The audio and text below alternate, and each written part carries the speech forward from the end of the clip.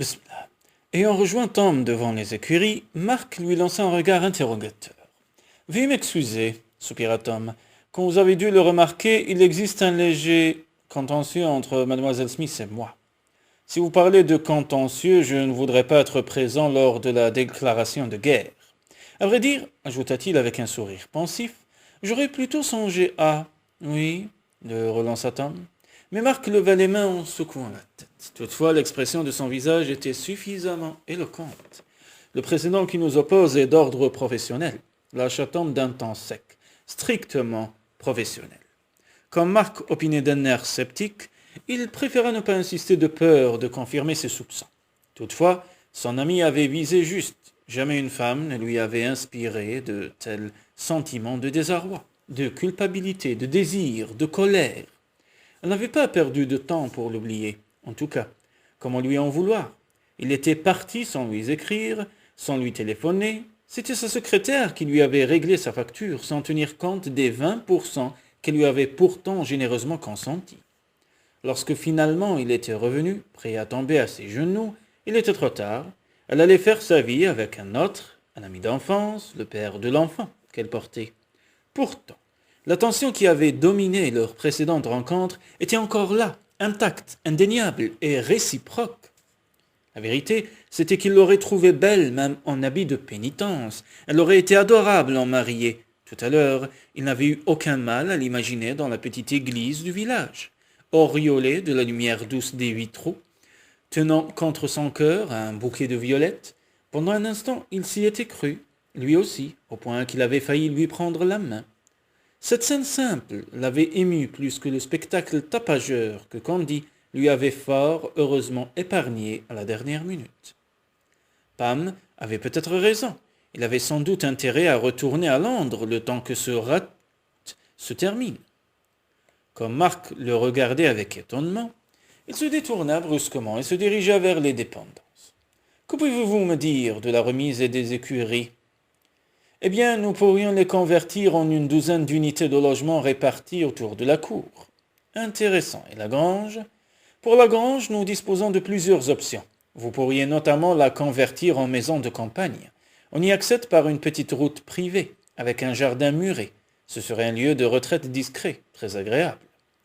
Plus que jamais décidé à transformer Longbourn Court pour en effacer tout ce qui pouvait lui rappeler Sylvie Smith, Tom l'écoutait d'une oreille attentive. Sylvie se souvenait que juste avant de quitter Longbourn Court, elle avait pris soin de ranger cette robe de mariée avec le reste de la garde-robe de sa grand-mère dans le grenier. 10 ans plus tard, était-il toujours là-haut, ces coffres? Madame Baxter ne s'opposerait certainement pas à ce qu'elle monte vérifier. Autant s'en occuper tant que Tom était accaparé par son architecte. Elle lui jeta un coup d'œil par la fenêtre et semblait avoir maigri depuis leur précédente rencontre.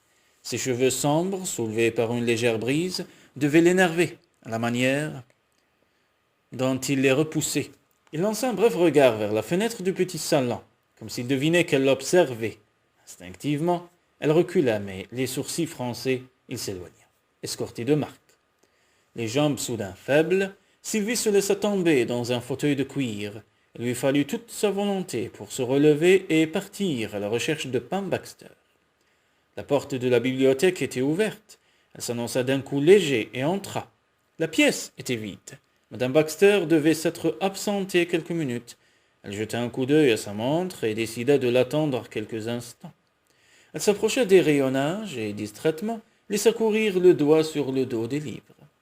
Rien n'avait bougé, pas même la Bible familiale. Sylvie prit le livre et l'ouvrit aux pages sur lesquelles était consignée l'histoire des Duches. Chaque mariage, chaque naissance, chaque décès, jusqu'à son nom à elle. La dernière date, celle de la mort de sa mère, était écrite de sa propre main.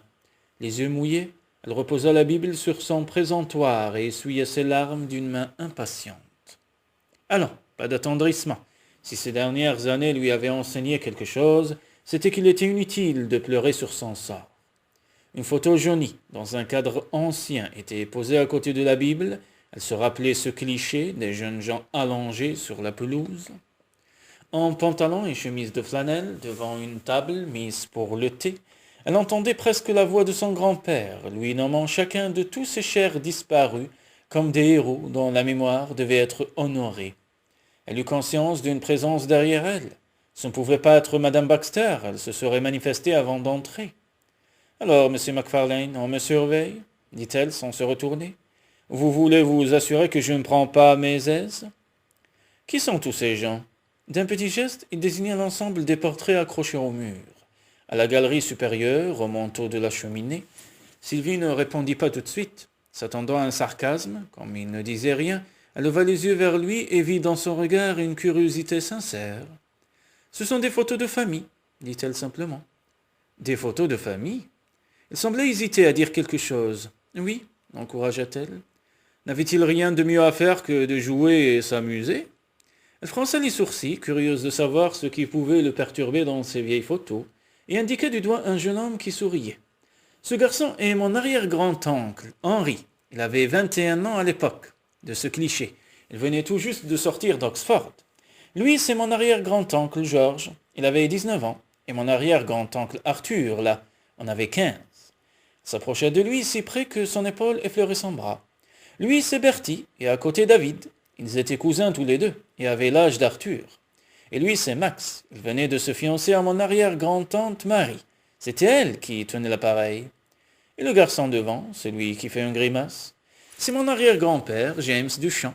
Il devait avoir une douzaine d'années. Il avait à peine 17 ans à la fin du carnage que l'on a appelé la Grande Guerre. De tous ceux qui sont sur cette photo, il est le seul à avoir survécu pour fonder une famille. Il en allait de même pour toutes les familles, remarqua-t-il sèchement. Je sais, monsieur MacFarlane. Riches ou pauvres, ils sont morts par millions dans les tranchées. Après cette photo, ils n'ont guère eu d'occasion de s'amuser, ajouta-t-elle en lui lançant un bref regard. Tom regardait fixement la photo en s'efforçant d'ignorer la rondeur de son épaule contre sa poitrine. La douceur d'une mèche soyeuse qui, s'échappant de son foulard, effleurait son cou. Pour le commun des mortels, les occasions de s'amuser étaient inexistantes, déclara-t-il. Immobile et glacial. Puisque nous voilà coincés ensemble sous le même toit pendant quelques jours, appelez-moi Tom, pour simplifier. Après tout, ce n'est pas comme si nous étions étrangers l'un à l'autre. Je crois au contraire que nous ne sommes pas autre chose, monsieur MacFarlane. Il opina d'un air contraint. Tout de même, insista-t-il. Elle leva vers lui un regard pénétrant qui semblait l'interroger au plus profond de son âme. Pour gagner du temps. Gagner du temps répéta-t-elle. Un court silence tomba. Bien, je vous appellerai donc Tom, mais seulement par souci de simplicité. Toutefois, vous devrez m'appeler Sylvie. Mon temps est sans doute moins précieux que le vôtre, mais il est également compté. Il eut un mince sourire. Je pense pouvoir y arriver, Sylvie. Séparé de son nom de famille, son prénom glissait sur la langue comme de la soie. Sylvie. Il aurait voulu le prononcer de nouveau. Il s'éclaircit la gorge et reporta son attention sur la photo. Pourquoi ce portrait est-il resté ici? Vous ne le vouliez pas? C'est pourtant l'histoire de votre famille. Elle lui prit le cadre et, les yeux fermés, posa la main sur le verre froid. À l'arrivée des créanciers, expliqua-t-elle, après un court silence, je n'ai pu emporter que mes vêtements et quelques effets personnels, comme les perles que m'avait offertes mon grand-père pour mes 18 ans, et ma voiture après qu'il se fût rassuré qu'elle était bien mon nom. Vous comprendrez, donc mon nom. Mon peu de sympathie pour les personnes dont nous étions les débiteurs. Elle lui lança un regard où le chagrin le disputait à la fierté. Je ne parle pas des particuliers, nous avons toujours honoré nos factures. Seulement en 3 ans, nous avons dû régler 2 successions particulièrement lourdes. C'est à cette époque que mon grand-père, qui jusqu'alors s'était relativement peu soucié d'argent, s'est soudain avisé de prendre en main notre situation financière, en investissant dans la Lloyd quelques mois avant qu'elle ne fasse faillite. Il était mort peu de temps après, d'une crise cardiaque, profondément choqué et amoindri. Sa femme n'avait pas tardé à le suivre dans l'autre monde. L'ironie de l'histoire est que nous nous en serions bien mieux sortis s'il était resté aussi décontracté avec l'argent. Mais cette photographie n'a d'autre valeur que sentimentale. C'est vrai, les créanciers m'ont bien dit qu'après l'inventaire, je pourrais revenir emporter les objets de famille sans valeur intrinsèque. Mais entre-temps, un chanteur de rock qui avait visité Longbourn Court pendant son enfance a racheté la maison, afin de la conserver en l'état, sans aucune modification. Tom MacFarlane eut un sourire moqueur. Je sais, dit-elle, c'est un illuminé, mais nos créanciers n'ont pas pu résister à son offre. Il a donc hérité de tout, photos de famille, portraits et tout le capharnaüm dans le grenier. Il a même gardé monsieur et madame Kennedy dans leurs fonctions. Tout n'était donc pas si négatif. Avait-il le droit de tout vendre? Qu'est-ce qui les en empêchait? Je n'avais pas l'argent nécessaire pour faire valoir mes droits. Et même si je l'avais pu, les seuls bénéficiaires auraient été mes avocats. Au moins, avec cette solution, tout était réglé, préservé. Et elle avait pu tourner la page, refaire sa vie sans ruminer des événements qu'elle était déterminée à oublier. L'abandon de Jérémie, par exemple, quelques semaines avant leur mariage, l'obstination de sa mère à faire face à l'armée de créanciers qui les dépouillaient de leur héritage familial, son père qui, non, elle refusait de gaspiller la moindre pensée à son égard. À cette époque, je vivais en colocation avec 2 autres jeunes filles. J'avais à peine assez de place pour ranger mes vêtements. Alors les photos de famille.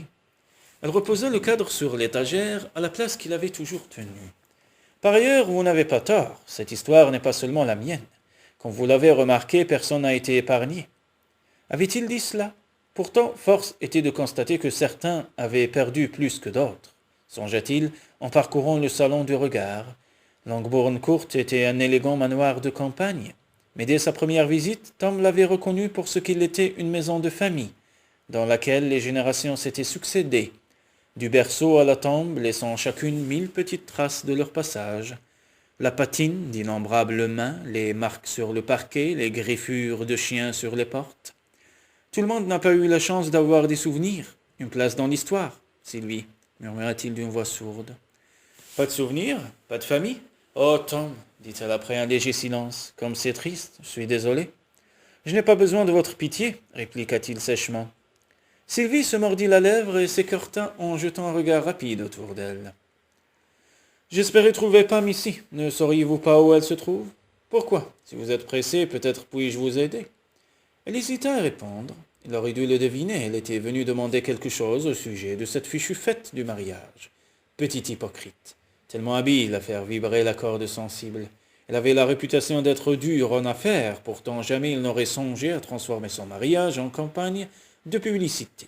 Mais à quoi bon chercher le conflit? Sylvie, je désirais vous demander de pardonner ma remarque sur la robe de pénitence. Elle était inexcusable. Au contraire, vous aviez d'excellentes excuses, s'empressa-t-elle de répondre. J'aurais dû modérer Gina. Autant essayer d'arrêter un train en pleine vitesse. C'est vrai, mais tout de même. Ah non, ce n'est pas grave. J'aurais dû le faire moi-même.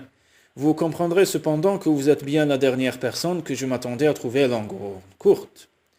Et qui plus est enceinte d'un autre, un homme de son monde qu'elle connaissait depuis toujours. Envisageait-elle déjà de vivre avec ce Jérémie lorsqu'elle s'était donnée à lui avec une telle passion? La réciproque est tout aussi vraie. Candy m'avait dit que vous détestez la campagne. Disons que je n'en aime pas certains aspects, la chasse par exemple. Moi non plus. Mon grand-père avait interdit tous les sports de chasse sur le domaine. Il disait que trop de sang y avait déjà été versé. Elle marqua une courte pause avant de demander. « Avez-vous reçu ma lettre ?» Il opina et se détourna gêné. Pourquoi repensait-elle à ses factures? Elle les avait méritées, ces 20%. D'ailleurs, il l'admettait à présent. Cette rencontre n'avait été pour lui qu'un prétexte pour l'humilier. La vérité, c'était que son mariage avec Candy n'aurait pu être autre chose qu'un fiasco programmé. Il n'avait cessé de s'éloigner d'elle en invoquant le travail, la fatigue depuis ce jour où il était entré dans le bureau de Sylvie Smith. Sylvie, dont le sourire s'était lentement évanoui lorsqu'elle avait levé les yeux vers lui. Il aurait tout donné pour éprouver de nouveau la plénitude qu'il lui avait procurée lorsqu'ils avaient fait l'amour. En cet instant, tout avait été parfait, tellement parfait, jusqu'à ce qu'il découvre ses larmes et réalise qu'il venait de commettre la plus grande bêtise de sa vie. À quoi bon lui dire tout cela? Elle avait décidé de faire sa vie avec un autre, à lui de respecter son choix.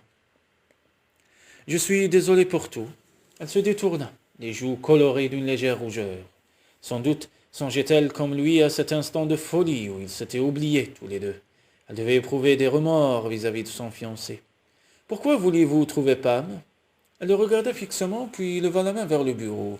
« Je voulais lui demander la permission de monter au grenier pour rechercher un objet qui a appartenu à mon arrière-grand-mère, pour l'emprunter quelques instants. »« Votre arrière-grand-mère » Combien de temps cet objet est-il resté là-haut? Depuis que je l'y ai rangé avant de partir, à moins que vous n'ayez déjà commencé à débarrasser le grenier, demanda-t-elle en lui faisant face. Non, je n'ai encore rien fait, mis à part demander à Marc de préparer un plan en vue d'obtenir le permis d'aménager. D'ailleurs, Marc m'a dit tout à l'heure que tout était resté intact. Ah, c'est rassurant. Un silence gêné tomba. S'agit-il de l'arrière-grand-mère qui a épousé le garçon de la photographie? James? Oui, ma famille paternelle, les Smiths, était de tradition militaire. Ils avaient l'habitude de voyager léger. Tom crut ressentir une pointe de mépris dans ces paroles. Au moins, il ne s'embarrassait pas, remarqua-t-il. Voulez-vous y jeter un coup d'œil maintenant? Oui, c'est assez urgent. Pam va-t-elle bientôt revenir? Je crains que Pam ne soit assez occupée ce matin. Il n'en dit pas plus dans l'espoir qu'elle sollicite son aide, mais comme elle se taisait, il s'approcha de la porte. Allons-y, voulez-vous? Ils restèrent tous les deux immobiles. Ces paroles, il les avait déjà prononcées lors de leur précédente rencontre. Vraiment, ce n'est pas nécessaire de vous déranger, lâcha-t-elle enfin d'une voix sèche. Je connais les chemins. Je n'en doute pas, Sylvie, mais je vous assure que cela ne me gêne pas. Au contraire, je vais devoir bientôt débarrasser le grenier et j'aurai besoin de savoir exactement ce qui s'y trouve avant de tout jeter à la benne. Quoi? S'exclama-t-elle les yeux emplis de colère. Ainsi, mademoiselle Duchamp-Smith était donc plus attachée à ses reliques familiales qu'elle avait voulu le montrer.